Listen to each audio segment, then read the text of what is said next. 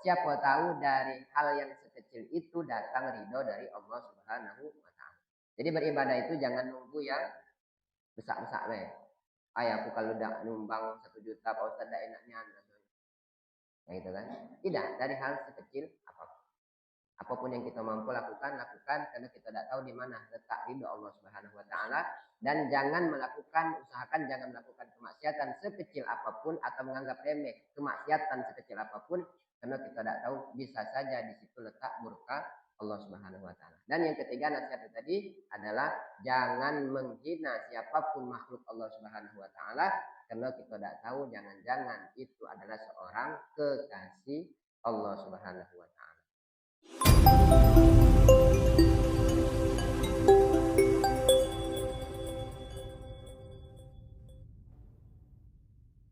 Bismillahirrahmanirrahim.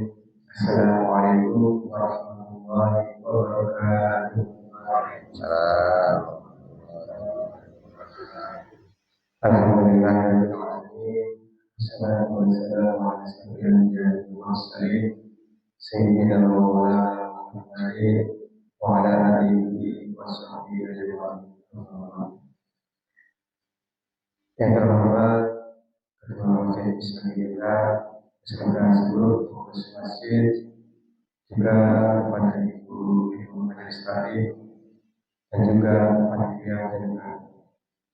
Yang terhormat para habaib, para ulama, para asatidz, pemerintah setempat, tokoh agama, tokoh masyarakat, tokoh adat, para penasihat masjid, fisabilillah yang kami hormati, dan juga seluruh jamaah yang hadir pada kajian subuh pada pagi hari ini. Puji syukur kehadirat Allah Subhanahu wa taala yang telah memberikan nikmat-nikmat kepada kita semua, sehingga pada kesempatan pagi hari ini kita masih dapat berkumpul di Masjid Fisabilillah untuk mengikuti majelis ilmu yang penuh berkah ini. Salawat dan salam mari senantiasa kita sampaikan kepada junjungan kita Nabi Muhammad sallallahu alaihi wasallam. Allahumma shalli ala sayyidina Muhammad wa ala ali sayyidina Muhammad. Bapak dan Ibu yang kami hormati, pada kajian subuh hari ini saya bertanya yang akan mengisi Habib Ahmad Ihsan. Beliau berhalangan hadir, maka kajian subuh pada hari ini akan diisi oleh Ustaz Fikri. Bapak Ibu, mari langsung saja kita simak kajian subuh pada hari ini kepada Ustaz Fikri kami persilakan.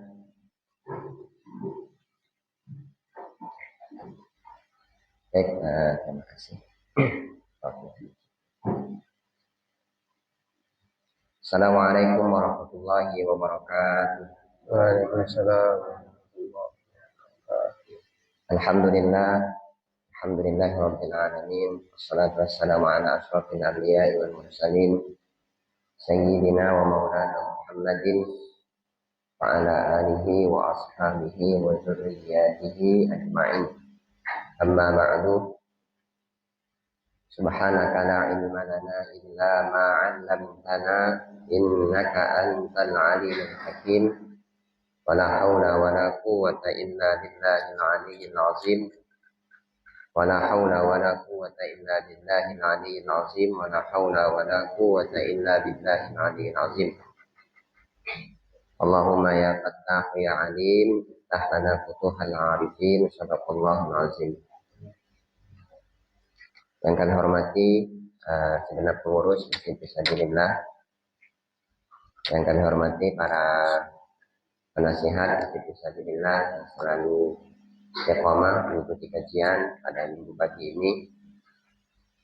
Yang kami hormati ibu-ibu dari Majelis Taklim Masjid Fisabilillah, dan yang juga kami muliakan, kami hormati para guru-guru kita, para asatidz, para asatizah, ada Ustaz Nofi, ada Ustaz Herudin, yang berkesempatan hadir pada pagi hari ini dan seluruh jamaah, insya Allah kita semua mendapatkan rahmat dari Allah Subhanahu wa taala. Amin amin ya rabbal alamin.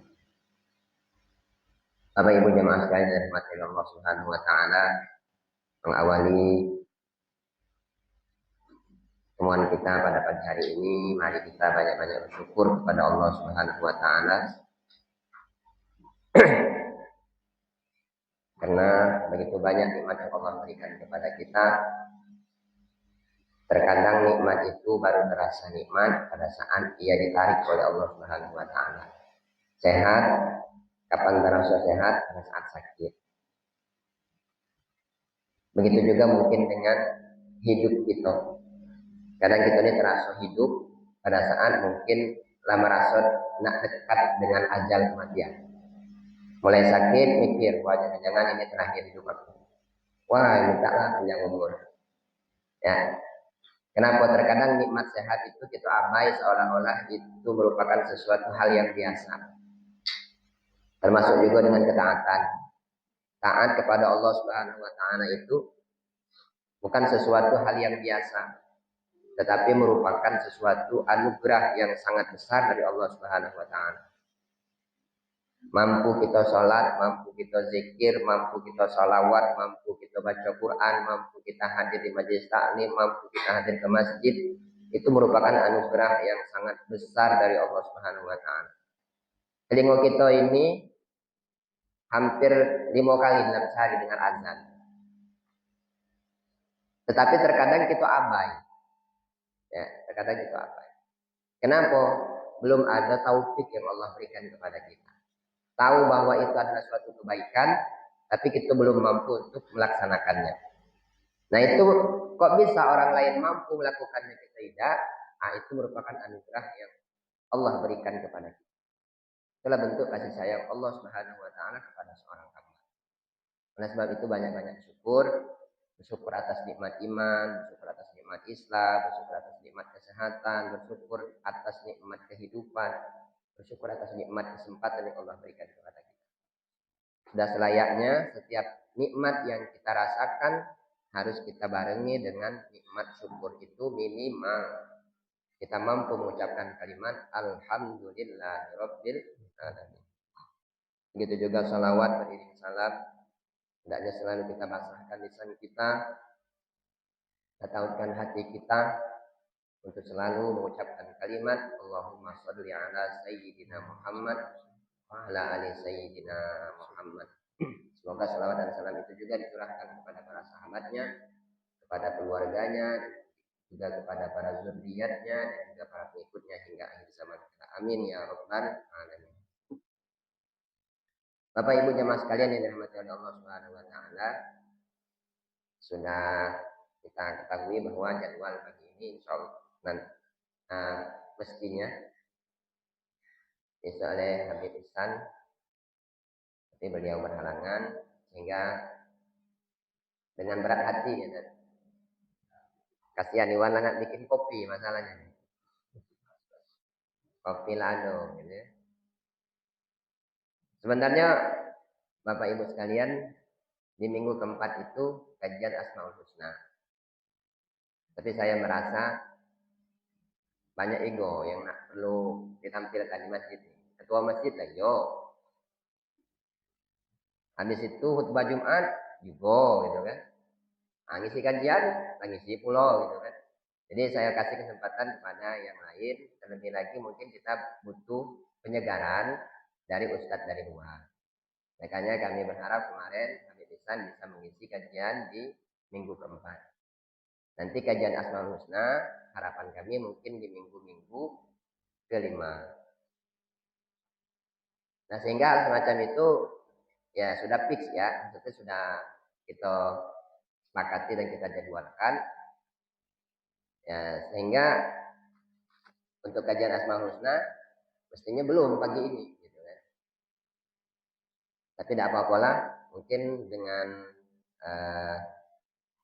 persiapan yang tidak begitu maksimal, insya Allah nanti kalau ada kekeliruan boleh diingatkan kepada kami. Kita masih tetap lanjutkan kajian yang ke-16 Seingat saya di pertemuan bulan yang lalu kita bahas tentang Al-Ghaffar. Setelah Al-Ghaffar itu Al-Qahhar. Kalau Al-Ghaffar kemarin Allah Subhanahu wa taala yang Maha Pengampun kalau bahasa kita.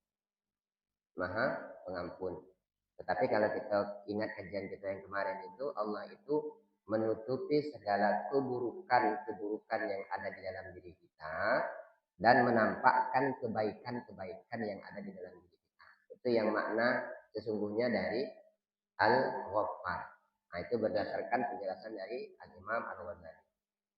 Jadi Al-Ghaffar itu Allah menutupi segala keburukan yang ada di dalam diri kita, kemudian Allah tampakkan kebaikan-kebaikan yang ada di dalam diri kita. Kita ini buruk galau, maksiat galak galau, banyak keburukan-keburukan yang kita lakukan, tapi itu tidak Allah tampakkan. Yang Allah tampakkan hanya kebaikan-kebaikan yang ada di dalam diri kita. Nah, pada Asmaul Husna yang ke-16 pagi hari ini kita akan sedikit membahas tentang Asmaul Husna yang ke-16 Al-Qahhar. Al-Qahhar ini kalau diartikan dengan bahasa kita, Allah Subhanahu wa taala yang Maha mengalahkan. Kalau mengalahkan berarti Allah itu punya musuh gitu ya. Punya lawan. Jadi Al-Qahhar itu Allah yang Maha mengalahkan. Bapak Ibu jemaah sekalian yang dirahmati oleh Allah Subhanahu wa taala, Allah Subhanahu wa taala Al-Qahhar itu selain dia Maha mengalahkan, Allah juga akan menundukkan musuh-musuhnya. Jadi siapapun yang menentang Allah, siapapun yang menganggap Allah itu adalah lawan, maka pasti ia akan Allah kalahkan. Pasti dia akan Allah tundukkan. Mana contoh-contohnya? Di antara kisah yang mencontohkan atau yang menggambarkan bahwa Allah menampakkan Allah itu Al-Qahhar, kita lihat di dalam sejarah kisah Namrud. Kisah Namrud. Namrud ini merupakan seorang raja yang hidup di zaman Nabi Daud. Ya. Sama Allah mengalahkan Namrud yang mengaku paling hebat pada saat itu. Cara Allah itu beda dengan cara kita. Terkadang kita ini kalau untuk mengalahkan seseorang itu dengan kemampuan yang kita tampakkan gitu. Tanding-tandingan misalkan. Dia jadi raja, aku nak jadi raja pula. Gitu kan. Dia bisa, aku bisa. Nah, itu mungkin cara kita untuk mengalahkan musuh-musuh kita. Tetapi di sini Allah menampakkan bahwa Allah itu maha kuasa dan ingin mengalahkan Namrud. Allah mengutus seekor lalat. Kalau di sini diceritakan seekor lalat. Jadi bukan mengalahkan dengan pedang, bukan mengalahkan dengan tentaranya, tetapi Allah mengutus seekor lalat. Sama lalat ini, lalat masuk ke dalam telinganya Namrud. Pada saat lalat masuk ke dalam telinganya Namrud, apa yang dilakukan Namrud? Dia merasa fisik bisa ia sembuhkan. Nah, penyakit apapun yang hadir, Allah berikan kepadanya, dia datangkan dokter-dokter terhebat. Kalau tentara misalkan ada yang menyerang, dia bisa mampu mengerahkan tentara atau pasukan yang lebih hebat lagi. Tetapi pada saat Allah kirim seekor lalat masuk ke dalam telinganya, tidak mampu dia untuk mengalahkannya. Sehingga dia kesal, kok bisa gitu kan, makhluk kecil yang hina ini masuk ke dalam telinganya. Apa yang ia lakukan? Dia benturkan kepalanya ke dinding. Benturnya kepalanya ke dinding, akhirnya Namrud meninggal, mati. Nah, ini hebatnya Allah Subhanahu wa taala. Jadi di luar prediksi kita. Jadi cara Allah mengalahkan musuh-musuhnya itu dengan cara yang tidak masuk dalam akal kita. Yang tidak bisa kita prediksi. Jadi makhluk yang hina, yang anggap hina, kecil itu tadi, mampu mengalahkan Namrud yang merasa dirinya paling hebat. Nah ini bentuk dari bahwa Allah Subhanahu wa Ta'ala itu Al-Qahhar. Begitu juga kalau kita lihat kisah di dalam Al-Quran itu ada yang maha berkuasa lagi, yang merasa dirinya hebat juga selain Namrud, yaitu Fir'aun. Nah ini Fir'aun ini kisahnya sangat legendaris. Apa yang dilakukan Fir'aun? Dia mengaku dirinya sebagai Tuhan. Dalam Al-Quran itu dia mengaku dirinya sebagai Tuhan. Kenapa? Karena dia merasa dia bisa mengendalikan segala sesuatu. Rakyat tidak kata yang tidak patuh dengan dia. Nah sehingga dia merasa dirinya sebagai Tuhan. Nah coba kita lihat kisahnya. Siapa yang mengalahkan Namrud? Namrud hadir pada zaman Nabi Musa alaihi salam. Nah Fir'aun ini hadir di zaman Nabi Musa alaihi salam. Nabi Musa yang dulu dianggapnya tidak ada apa-apa karena ia yang membesarkannya. Dari kecil Nabi Musa hidup di istana Fir'aun. Kemudian yang setelah ia besar, dia bisa menjadi penentang Fir'aun. Tetapi bukan dengan itu Allah mengalahkannya. Kalau di sini kisahkan, apa yang bisa mengalahkan Fir'aun? Air laut. Sehingga Fir'aun mati tenggelam. Jadi Namrud mati karena seekor lalat. Kemudian Fir'aun mati karena air laut. Ia ditenggelamkan di Laut Merah. Nah ini cara Allah Subhanahu wa Ta'ala menampakkan bahwa Allah Al-Qahhar. Kemudian yang ketiga, kisah diceritakan di sini, yaitu Abu Jahal. Abu Jahal yang hidup di zaman Rasulullah Sallallahu Alaihi Wasallam. Jadi Nabi kita Muhammad Sallallahu Alaihi Wasallam itu yang terkenal orang yang paling keras menentang Nabi itu Abu Jahal dan Abu Lahab. Abu Lahab Allah abadikan di dalam Al-Quran dengan surat Al-Lahab. Tapi kita perlu sadar pula Pak.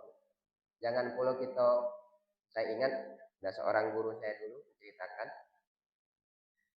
Surat Al-Lahab itu Allah abadikan karena Allah ingin menghina Abu Lahab. Tapi kita harus tahu Abu Lahab itu merupakan paman kandung Rasulullah Shallallahu Alaihi Wasallam. Paman langsung. Jadi bapak Nabi itu kalau tidak salah punya saudara kurang lebih 17. Ya, salah satu saudara dari bapaknya Rasulullah Shallallahu Alaihi Wasallam itu adalah Abu Lahab. Nah Abu Lahab ini orang yang paling menentang Rasulullah Shallallahu Alaihi Wasallam. Sebenarnya kalau secara logika kehidupan kita saat ini wajar. Wajar dalam artian kita punya ponaan. Ponaan ini yatim piatu. Dari kecil kita tahu cak mana proses hidupnya.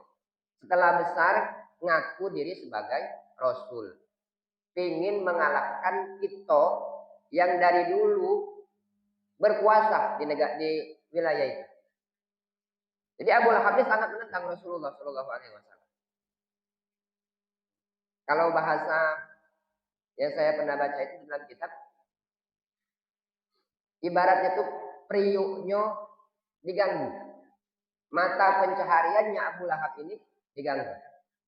Dia bikin patung, bikin Tuhan di sekitar Ka'bah. Datang seseorang, ini adalah ponaan yang nak menghancurkan Tuhan-Tuhan dia. Jadi priuknya terganggu.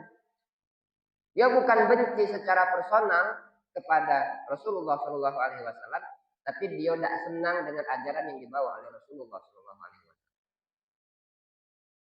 Nah, jadi kita harus ingat bahwa Abu Lahab ini merupakan pamannya Rasulullah Shallallahu Alaihi Wasallam.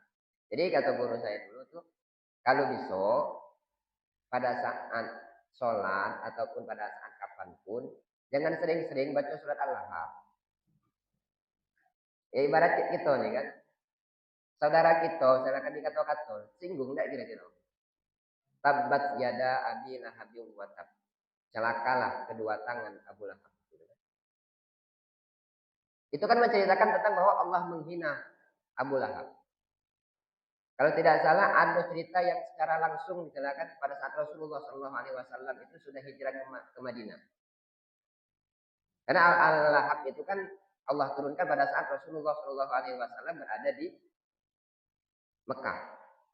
Jadi pada saat Rasulullah SAW hijrah ke Madinah, ada seorang sahabat yang mengolok-olok Rasulullah SAW. Apa katanya? Tabbat yada abi lahabin wa tab. Tabbat yada abi lahabin wa tab. Memang itu surat di dalam Al-Quran Allah Subhanahu Wa Taala yang menurunkannya. Tetapi dalam keadaan itu Rasulullah SAW menampakkan mukanya yang tidak begitu suka. Kenapa? Karena dia secara biologis itu adalah pamannya secara. Jadi dalam kehidupan sehari-hari semampunya jangan sering dibaca surat itu kecuali pada saat khotaman Al-Quran. Nah, tarawih gitu kan.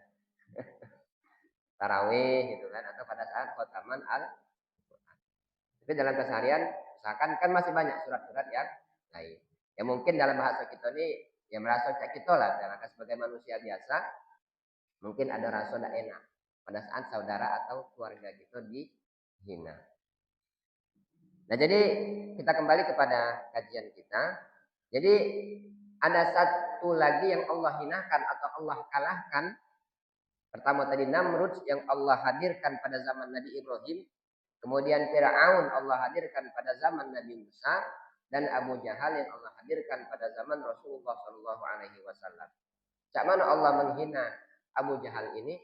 Allah kalahkan Abu Jahal pada saat perang Badar. Jadi matinya Abu Jahal ini pada saat perang Badar. Para jamaah sekalian yang dirahmati oleh Allah Subhanahu Wa Taala, perlu kita perhatikan atau saya kata perlu kita kaji bahwa cara Allah Subhanahu Wa Taala dalam mengalahkan musuh-musuhnya itu bukan secara spontan bukan secara langsung.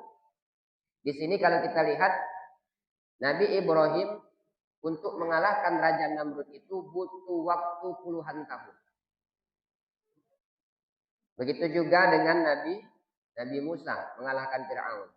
Begitu juga dengan Rasulullah SAW itu bisa mengalahkan Abu Jahal atau bisa menaklukkan Abu Jahal itu kurang lebih di sini diceritakan sudah 13 tahun berlalu. Jadi seorang Rasul yang Allah cintai, seorang Nabi yang Allah sayangi, pada saat Allah ingin menunjukkan bahwa Allah itu Al-Qahar, itu butuh proses. Di sini mengajarkan kita bahwa butuh proses. Tidak berarti pada saat kita punya musuh, menganggap diri kita ini dekat dengan Allah Subhanahu Wa Taala, kita punya musuh, punya orang yang ingin kita kalahkan, pada saat itu Allah akan kalahkan. Tidak semacam itu proses. Raja Namrud itu dikalahkan oleh Nabi Ibrahim itu puluhan tahun berikutnya. Bukan pada saat dia menentang Nabi Ibrahim, pada saat itu Allah kalahkan. Tidak. Begitu juga dengan Fir'aun yang mengaku dirinya sebagai Tuhan. Itu tidak pada saat itu Allah langsung taklukkan, langsung Allah kalahkan. Tetapi butuh proses. Kenapa hal semacam itu Allah utamakan atau silakan Allah kedepankan? Karena kalau kita lihat dalam kehidupan ini, segala sesuatu itu terjadi ada proses-proses atau tahapan-tahapan yang dilalui. Bisa kita lihat, mampukah Allah Subhanahu Wa Taala menciptakan 7 lapis bumi, 7 lapis langit dalam sekejap mata? Mampu, gitu kan? Allah menciptakan surga dan neraka dalam bentuk yang silakan dalam kata kun fayakun, gitu kan? Allah mampu. Tetapi Allah ingin menampakkan proses itu. Menampakkan kepada kita bahwa hidup ini butuh proses. Apa yang kita dapatkan dengan proses yang kita lalui itu? Yang pertama, bahwa segala sesuatu yang kita lakukan, apapun bentuknya, itu ada ganjaran dari Allah Subhanahu wa Ta'ala.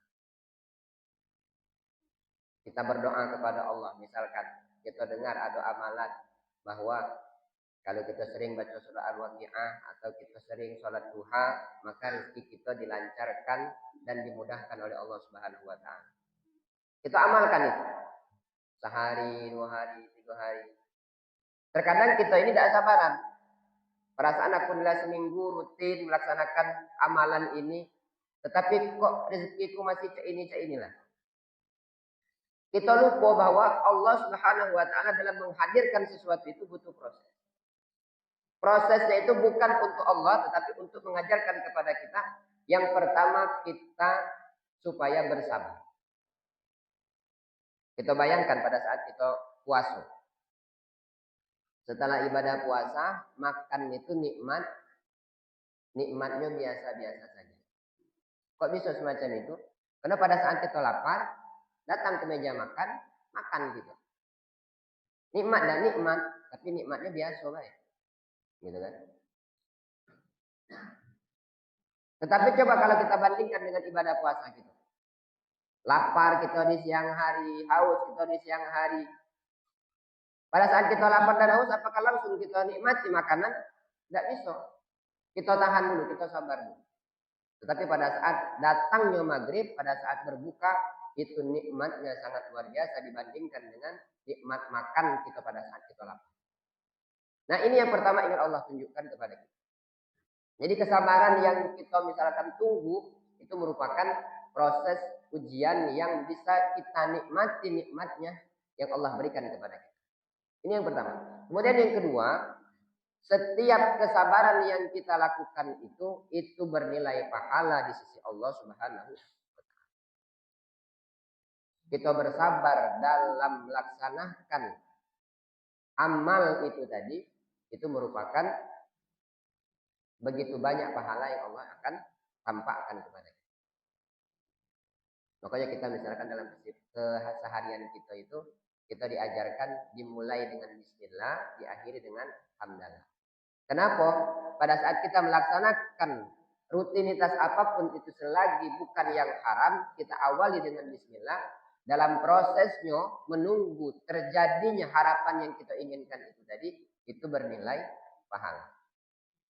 Contoh misalkan, kita berangkat ke toko jualan. Dari rumah kita mulai dengan bismillah. Bismillahirrahmanirrahim. Tawakkaltu 'ala Allah, la haula wala quwwata illa billah, la haula wala quwwata illa billah. Berangkat kita dari langkah pertama kita itu sudah bernilai pahala. Niat kita misalkan hari ini harus mendapatkan nilai sekian. Kalau hari ini belum mendapatkan nilai sekian, proses dari langkah pertama kita tadi sampai dengan tujuan yang kita ingin dapatkan, itu semua tercatat sebagai pahala. Nah, ini bentuk Allah Subhanahu wa Ta'ala. Walaupun Allah itu maha mengalahkan, Allah itu Al-Qahar, tetapi Allah tidak ingin menampakkan kepada kita sesuatu itu terjadi secara instan.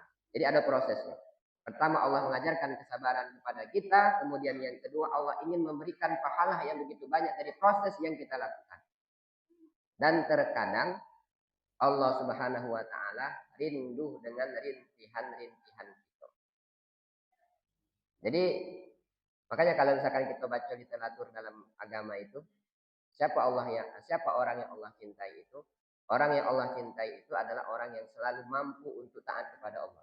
Bukan mereka yang memiliki harta yang banyak, bukan mereka yang memiliki jabatan, bukan mereka yang memiliki popularitas, tetapi mereka yang selalu tertaut hatinya untuk taat kepada Allah Subhanahu wa Ta'ala. Kalaupun secara fisik, secara kasat mata terkadang kita melihat dia hina di tengah-tengah masyarakat, tetapi dia mulia di sisi Allah Subhanahu wa Ta'ala. Kenapa? Karena Allah senang dari kita itu, Pak Bu. Kita itu butuh dengan Allah. Makanya di sini disebutkan salah satu bentuk kesenangan Allah menunda dalam mengalahkan musuh-musuh Allah Subhanahu wa Ta'ala itu tadi dengan proses yang begitu panjang itu tadi, Allah ingin mendengar rintihan-rintihan dari kita. Punya kan. Kayak misalkan kita lihat seperti zamannya Nabi Musa mengalahkan Firaun. Kalau secara logika kita tidak mungkin Nabi Musa itu mampu mengalahkan Firaun yang kekuasaannya yang begitu hebat. Dia sebagai seorang yang dulunya sebagai anak pungut dari Firaun, kok mampu mengalahkan Firaun. Tetapi proses dari awal Nabi Musa sampai dengan Firaun mati ditenggelamkan oleh Allah Subhanahu wa taala, kita tidak pernah tahu bagaimana proses. Mungkin di situ begitu banyak rintihan-rintihan tangisan dari Nabi Musa alaihissalam. Nah, hal yang semacam ini yang Allah butuhkan dari kita. Kita punya cita-cita mungkin mungkin Ustaz misalkanlah 10 tahun, 20 tahun aku minta ya supaya aku dapat. Tapi sampai saat ini belum juga. Ternyata pada saat itu Allah masih senang dengar rintihan dari kita. Jadi kalau kita punya cita-cita, punya impian, punya keinginan, kalau hal semacam itu belum terwujud, itu bukan berarti Allah tidak sayang dengan kita. Bisa saja itulah bentuk kasih sayang Allah Subhanahu wa taala kepada kita supaya setiap malam kita merengek kepadanya. Supaya mungkin setiap saat kita meminta kepadanya. Jadi bagi orang yang beriman itu dapat nikmat kekayaan, dapat nikmat rezeki, dia bersyukur, itu merupakan pahala baginya. Tetapi pada saat dia mendapatkan ujian, musibah, kesabaran gitu kan, itu juga menjadi sesuatu yang beribadah atau nilai pahala di sisi Allah Subhanahu wa taala. Bapak Ibu jamaah sekalian dirahmati oleh Allah Subhanahu wa taala. Tadi kita dengar bahwa Allah itu mengalahkan musuh-musuhnya. Nah, sekarang kira-kira siapa musuh dari Allah Subhanahu wa taala itu? Jadi Allah mengalahkan atau menundukkan para lawannya atau musuh-musuhnya itu tadi dengan proses yang begitu lama gitu kan, dalam artian Allah ingin menunjukkan proses itu. Sekarang kita ingin tahu siapa musuh-musuh Allah Subhanahu wa taala itu. Karena di sini disebutkan musuhnya Allah Subhanahu wa taala itu banyak dalam literatur baik dari Al-Qur'an maupun hadis. Yang pertama itu adalah pelaku riba. Jadi kalau di dalam Al-Qur'an itu wa ahallallahu al-bai'a wa harrama riba. Kenapa riba itu merupakan musuh dari Allah Subhanahu wa taala? Karena itu merupakan yang akan menghancurkan ekonomi dan kasih sayang dari sesama kita. Pelaku riba itu yang pertama dia menghancurkan tatanan ekonomi dan yang kedua yang menghancurkan jalinan silaturahim di antara kita. Dia dijelaskan di sini. Mungkin saya tidak akan menjelaskan panjang lebar di situ. Kemudian yang kedua, siapa yang menjadi musuh Allah Subhanahu wa taala itu? Mereka yang memusuhi para wali-wali Allah Subhanahu wa taala. Jadi yang pertama yang menjadi musuh Allah Subhanahu wa taala itu adalah pelaku riba. Kemudian yang kedua, mereka yang memusuhi kekasih-kekasih Allah Subhanahu wa taala. Jadi mungkin kita di zaman-zaman akhir ini mungkinlah jarang terdengar bahwa Allah Subhanahu wa taala itu punya kekasih. Jadi di setiap wilayah, kalau dalam kajian tasawuf itu, di setiap wilayah itu terdapat wali-wali Allah. Dan wali Allah ini, kekasih Allah Subhanahu wa taala ini, dia tidak akan Allah tampakkan di masyarakat ini. Jadi wali Allah itu Pak Bu, kekasih Allah Subhanahu wa taala itu ada dua. Ada yang mastur, ada yang masyhur. Yang masyhur itu Allah tampakkan dalam publik, misalkan Allah tampakkan di masyarakat umum. Ini bukan hal yang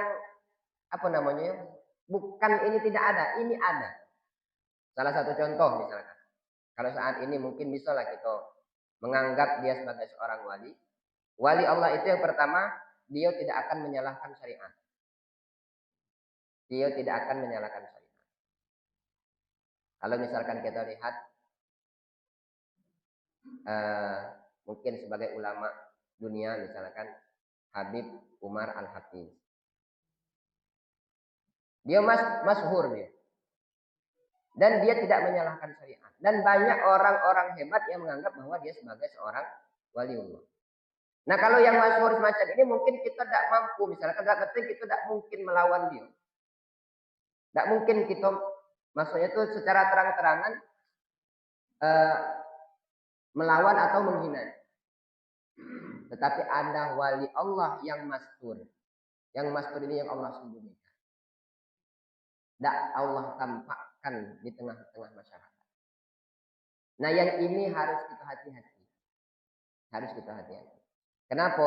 Karena orang yang memusuhi kekasih-kekasih Allah, orang yang memusuhi wali-wali Allah Subhanahu wa taala itu, ini pasti dia bertentangan atau dia melawan Allah Subhanahu wa taala.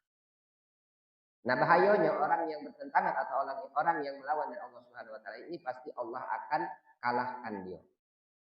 Oleh sebab itu, bagaimana supaya kita jangan sampai kena yang kedua ini tadi, wali Allah yang masyhur ini tadi, maka di sini disebutkan dari nasihat agung Imam Al-Bagir, dia menyebutkan Allah Subhanahu wa taala itu menyembunyikan kebaikan atau keselamatan itu dalam 3 hal. Yang pertama, Allah menyembunyikan wali-walinya di antara makhluk-makhluknya, sehingga supaya kita jangan sampai terkena atau silakan kita kena yang ini, kita jaga lisan kita, jangan sampai kita menghina siapapun. Jangan sampai kita berprasangka buruk kepada siapapun. Siapa tahu orang yang kita hina itu merupakan kekasih Allah Subhanahu wa taala. Karena kekasih Allah atau wali Allah yang masyhur ini hidupnya sama cak kita. Hidupnya sama cak kita ini, seperti manusia biasa. Dia makan, dia tidur, seperti biasa. Tapi yang membedakan di mana? Yang membedakannya itu di hatinya. Orang yang sudah dekat kepada Allah Subhanahu wa taala itu dia tidak mungkin dia ada sedikit pun memandang hina kepada orang lain. Nah, yang ini tidak mungkin kita tahu kecuali la ya'riful waliya illal wali. Tidak mungkin seseorang itu tahu seseorang itu wali kecuali dia seorang wali. Jadi supaya kita menjaga jangan sampai kita menjadi musuh Allah Subhanahu wa taala itu tadi, yang memusuhi wali-wali Allah itu tadi, yang pertama caranya mari jaga lisan kita jangan menghina siapapun. Siapa tahu nanti orang yang kita hina itu adalah kekasih Allah Subhanahu wa taala. Tapi perlu kita perhatikan juga, karena perlu kita garis bawahi, wali Allah Subhanahu wa taala itu tidak mungkin dia menyalahi syariat. Jadi kalau ada orang tidak sembahyang, tidak pernah nampaknya dia sholat, tidak pernah sekalipun mukanya kena air wudhu, tetapi dia punya keajaiban, gitu kan? Bisa jalan di atas air, gitu kan? Kita anggap wali, jangan Pak. Kenapa? Karena sudah pasti wali Allah itu tidak mungkin menyalahkan syariat. Ada yang ngaku misalkan, aku kalau sholat tuh katanya cukup dirapel deh. Kan malam itu lebih khusyuk kayaknya. Jadi sholat zuhur, sholat asar, maghrib, isya, aku gabung di malam hari. Ternyata punya keajaiban dia. Apa yang dia omong terjadi misalnya. Ini wali. Tidak. Karena wali Allah itu tidak mungkin menyalahi syariat. Sama juga misalkan, aku kalau haji aku tidak galak ke Mekah katanya. Nah, misalkan aku ke Curug misalkan, atau ke Mano gitu kan. Ya. Nah ini pasti bukan wali dia. Karena wali itu dia tidak mungkin menyalahi syariat. Itu yang pertama yuk. Jadi mari kita jaga lisan kita, jangan sampai kita menghina siapapun, menganggap rendah siapapun, karena siapa tahu itu merupakan wali Allah. Kalau kita menghina wali Allah berarti kita bermusuhan dengan Allah Subhanahu wa taala. Kemudian mari kita menjaga diri kita jangan melakukan dosa sekecil apapun. Ini nasihatnya. Jangan kita melakukan dosa atau maksiat sekecil apapun. Kenapa? Kita tidak tahu di mana murkah Allah itu Allah berikan atau Allah tunjukkan.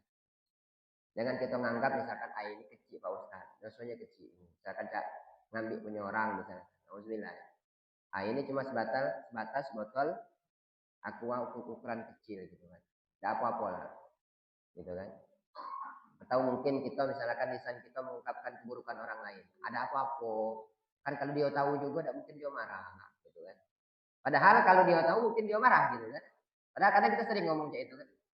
Nah jadi jangan kita mari jaga diri kita, jangan melakukan kemaksiatan sekecil apapun. Karena kita tidak tahu di mana murka Allah Subhanahu wa taala Allah. Kalau dalam bahasa hadis itu apa? La saghiran. Tidak ada dosa yang kecil jika dilakukan secara terus-menerus. Ya. Dan juga jangan menganggap dosa itu besar jika selalu dilakukan dengan istighfar. Jadi usahakan pada saat kita khilaf atau misalkan melakukan suatu keburukan, jangan lupa diiringi dengan istighfar. Kemudian yang ketiga, jangan menganggap remeh ibadah atau ketaatan sekecil apapun. Karena kita tidak tahu di mana letak ridho Allah Subhanahu wa taala. Jadi ibadah itu sekecil apapun jangan kita anggap kecil, jangan kita anggap remeh. Apa contohnya misalkan mengucapkan salam kepada orang yang kita temui. Kadang kita menganggap itu hal yang kecil, yang remeh. Tapi kita tidak tahu bahwa mungkin di situ letak ridho Allah Subhanahu wa taala. Sama misalkan kita nyumbang atau misalkan memberikan sedekah atau infak hanya 1.000 misalkan 2.000 gitu. Jangan kita anggap kecil. Kenapa? Siapa tahu dari hal yang sekecil itu datang ridho dari Allah Subhanahu wa taala. Jadi beribadah itu jangan nunggu yang besar-besar weh. Aku kalau udah nyumbang 1 juta Pak Ustaz dah enaknya. Nah gitu kan. Tidak, dari hal sekecil apapun. Apapun yang kita mampu lakukan karena kita tidak tahu di mana letak ridho Allah Subhanahu wa taala dan usahakan jangan melakukan kemaksiatan sekecil apapun atau menganggap remeh kemaksiatan sekecil apapun karena kita tidak tahu bisa saja di situ letak murka Allah Subhanahu wa taala. Dan yang ketiga nasihat tadi adalah jangan menghina siapapun makhluk Allah Subhanahu wa taala karena kita tidak tahu jangan-jangan itu adalah seorang kekasih Allah Subhanahu wa taala. Bapak Ibu jamaah sekalian yang dirahmati Allah Subhanahu wa taala. Tidak terasa inilah hampir 1 jam mungkin ya. Mungkin kita cukupkan saja untuk kajian kita pada pagi hari ini. Semoga Allah Subhanahu wa taala selalu memberikan kita taufik dan hidayahnya, memberikan kekuatan kepada kita lahir dan batin untuk taat kepadanya sehingga apapun yang keluar dari lisan kita, apapun yang kita pikirkan, apapun yang terbenak dalam hati kita, tujuannya untuk mendatangkan ridho dari Allah Subhanahu wa taala. Amin amin ya rabbal alamin. Dan kurang kami mohon maaf kepada Allah yang mohon ampun. Wallahul hadi ila siratal mustaqim. Wassalamualaikum warahmatullahi wabarakatuh. Waalaikumsalam warahmatullahi wabarakatuh. Alhamdulillah Bapak Ibu yang kami hormati. Demikian tadi penyampaian kajian subuh yang tanpa persiapan. Alhamdulillah. Mudah-mudahan ini mendatangkan keberkahan kepada kita semua. Bapak Ibu, barangkali ada hal-hal yang ingin ditanyakan atau didiskusikan, kami persilakan.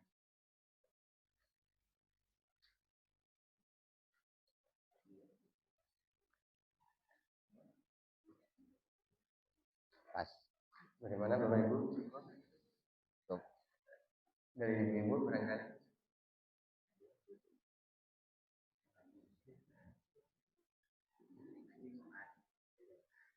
Cukup Bapak Ibu? Cukup. Baik. Alhamdulillah rangkaian kajian subuh pada pagi hari ini telah kita laksanakan bersama dengan lancar dan penuh keberkahan. Dari yang disampaikan tadi Bapak Ibu tentang Al-Qahar yang maha mengalahkan, yang maha menundukkan, ada hal-hal yang dapat kita simpulkan. Yang pertama, kita harus menjaga lisan dan hati kita. Kemudian yang kedua, musuh yang dikalahkan oleh Allah Subhanahu wa taala yaitu ada 2, yang pertama pelaku riba, yang kedua adalah orang-orang yang memusuhi wali Allah. Nah, kemudian dari Asmaul Husna Al-Qahar ini kita jangan sampai melakukan dosa sekecil apapun. Dan juga jangan sampai menganggap remeh kebaikan-kebaikan yang dilakukan sekecil apapun. Baik Bapak dan Ibu yang kami hormati, atas nama panitia kami mengucapkan terima kasih kepada Ustaz Fikri dan juga kepada seluruh jamaah yang hadir dan juga pihak-pihak yang telah mendukung terselenggaranya kegiatan ini. Mohon maaf apabila terdapat kekurangan dalam memandu acara ini. Mari kita tutup kajian subuh pada hari ini dengan bersama-sama mengucapkan Alhamdulillah. Alhamdulillah. Saya ini, Assalamualaikum warahmatullahi wabarakatuh. Waalaikumsalam.